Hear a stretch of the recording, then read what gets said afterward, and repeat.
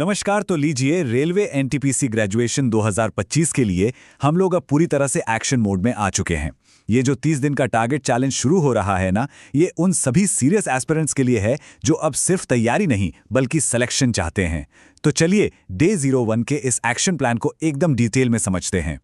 तो इस सफर का मिशन एकदम साफ है। अगले 30 दिन हमारी तैयारी सिर्फ और सिर्फ सिलेक्शन को ध्यान में रखकर होगी। हर स्ट्रैटेजी, हर टॉपिक, न्यू एग्जाम पैटर्न और पिछले सालों के क्वेश्चंस यानी पीवाईक्यूज पर बेस्ड होगा। कोई फालतू की चीज नहीं, कुछ भी एक्स्ट्रा नहीं। हमारा हर कदम सिर्फ और सिर्फ उस डायरेक्शन में होगा जो हमें एग्जाम में सक्सेस दिलाए। देखिए, इस चैलेंज का स्ट्रक्चर बहुत ही सिंपल और इफेक्टिव है। हर दिन आपको एक क्लियर सब्जेक्ट वाइज टारगेट दिया जाएगा। इससे यह पक्का होगा कि सिलेबस का रिवीजन भी हो रहा है और आपकी प्रैक्टिस भी एकदम मजबूत होती जा रही है। ठीक है, तो चलिए आज के पहले सब्जेक्ट पर आते हैं, मैथ्स। मैथ्स से शुरुआत इसलिए कर रहे हैं क्योंकि ये स्कोरिंग भी है और इसमें एक स्ट्रांग फाउंडेशन बनाना बहुत ज्यादा जरूरी है। आज का हमारा फोकस एक बहुत ही इंपॉर्टेंट टॉपिक पर रहेगा। आज मैथ्स का टारगेट है अनुपात और समानुपात, यानी रेशियो एंड प्रोपोर्शन, और इसका हमें करना है कंप्लीट रिवीजन। देखिए, ये टॉपिक ना अर्थमेटिक की जान है, उसका बेस है। तो इसमें जो बेसिक कॉन्सेप्ट्स हैं, जैसे कि एंटीसीडेंट क्या होता है, कॉन्सेक्वेंट क्या होता है, कंटिन्यूड रेशियो क्या है, इन सबको समझना है। और हाँ, इसके साथ साथ जितने भी इंपॉर्टेंट फॉर्मूलाज और शॉर्ट ट्रिक्स हैं उन्हें भी दोहराना है। और सबसे जरूरी बात, पीवाईक्यू बेस्ड क्वेश्चंस और वर्ड प्रॉब्लम्स, खास तौर पर पार्टनरशिप, मिक्सचर और उम्र वाले सवाल, इनकी जमकर प्रैक्टिस करनी है। अब सवाल यह है कि इस पूरी प्रैक्टिस का मेन गोल क्या है। दो चीजें हैं। पहला, कॉन्सेप्ट क्लैरिटी, मतलब हर सवाल की पीछे का लॉजिक समझना, और दूसरा, कैलकुलेशन स्पीड को इंप्रूव करना। ये दोनों मिलकर ही मैथ्स में एक अच्छा स्कोर पक्का करते हैं। मैथ्स के बाद अब दिन के अगले हिस्से पर चलते हैं, जिसमें रीजनिंग और जनरल स्टडीज यानी जीएस दोनों के टारगेट्स शामिल हैं। रीजनिंग के लिए आज का काम है अपनी स्किल्स को टेस्ट करना। इसके लिए आपको एक पूरा सेक्शनल मॉक टेस्ट देना है, जो आपकी स्पीड, एक्यूरेसी और टाइम मैनेजमेंट का असली टेस्ट होगा। लेकिन मॉक टेस्ट देने का एक सही प्रोसेस होता है। स्टेप 1, मॉक को बिल्कुल एग्जाम जैसे माहौल में टाइमर लगाकर सीरियसली देना है। दूसरा और सबसे जरूरी स्टेप, मॉक खत्म होने के बाद उसका एनालिसिस करना। और तीसरा स्टेप है, जहां जहां गलतियां हुई हैं उन्हें सुधारना। इसके लिए या तो उस टॉपिक की क्लास देखें या फिर 20-25 एक्स्ट्रा क्वेश्चंस की प्रैक्टिस करें। एक बात गांठ बांध लीजिए, मॉक देना इंपॉर्टेंट है, नो डाउट, लेकिन मॉक का एनालिसिस करना उससे भी कहीं ज्यादा इंपॉर्टेंट है। असली इंप्रूवमेंट और लर्निंग तो एनालिसिस से ही शुरू होती है। यह पता लगाना कि क्या गलत हुआ, और उससे भी ज्यादा जरूरी कि आखिर वो गलत हुआ क्यों। बस यही है सक्सेस की असली चाबी।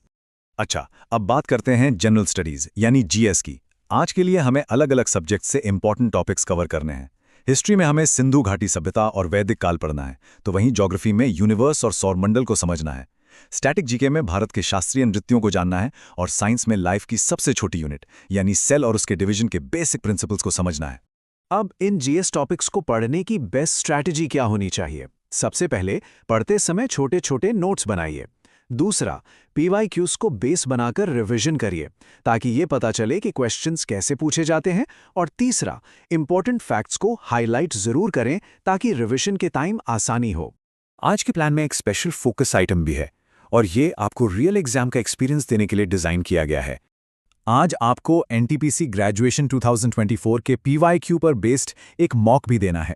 इससे आपको एग्जाम के पैटर्न और क्वेश्चंस के डिफिकल्टी लेवल का एकदम साफ अंदाजा मिल जाएगा। ये तैयारी को सही डायरेक्शन देने के लिए एक बहुत ही इंपॉर्टेंट स्टेप है। और हाँ, जीएस की तैयारी को और भी मजबूत बनाने के लिए एक एक्स्ट्रा रिसोर्स का फायदा जरूर उठाएं। हमारे दूसरे YouTube चैनल पर रोज 25 जीके क्वेश्चंस का एक प्रैक्टिस सेट चल रहा है। उसकी लिंक आपको नीचे डिस्क्रिप्शन में और पिन्ड कमेंट में मिल जाएगी। चलिए अब सबसे जरूरी हिस्से पर आते हैं। देखिए, ये सारी प्लानिंग तभी सफल होगी जब डिसिप्लिन फॉलो किया जाएगा। डिसिप्लिन ही सक्सेस का एकमात्र रूल है। पहला रूल है टाइम का। हर दिन कम से कम 5 से 6 घंटे की फोकस्ड स्टडी करनी ही होगी। ये कोई चॉइस नहीं है, ये एक रिक्वायरमेंट है। इसके अलावा कुछ और नियम हैं जिनका सख्ती से पालन करना है। पढ़ाई के दौरान मोबाइल डिस्ट्रैक्शन को एकदम जीरो करना होगा। हर दिन अपनी प्रोग्रेस को ट्रैक करना है कि टारगेट कितना पूरा हुआ। और सबसे इंपॉर्टेंट, कंसिस्टेंसी नहीं तोड़नी है, रोज पढ़ना है, चाहे कुछ भी हो जाए। तो दिन के एंड में खुद से ये सवाल जरूर पूछना है, क्या आज का टारगेट पूरा हुआ? ये सेल्फ इवैल्यूएशन आपको हर दिन मोटिवेट रखेगा। और जैसे ही आज का टारगेट पूरा हो जाए तो कमेंट सेक्शन में आकर लिखें डे 01 कंप्लीटेड, यानी चेक। इससे ना सिर्फ आप अकाउंटेबल बनेंगे बल्कि हम सब एक दूसरे को मोटिवेट भी करेंगे। तो दोस्तों, अब शुरुआत हो चुकी है। ये सफ़र आसान तो नहीं होगा, लेकिन नामुमकिन भी नहीं है। बस एक बात याद रखनी है, अब सिलेक्शन तक रुकना नहीं है।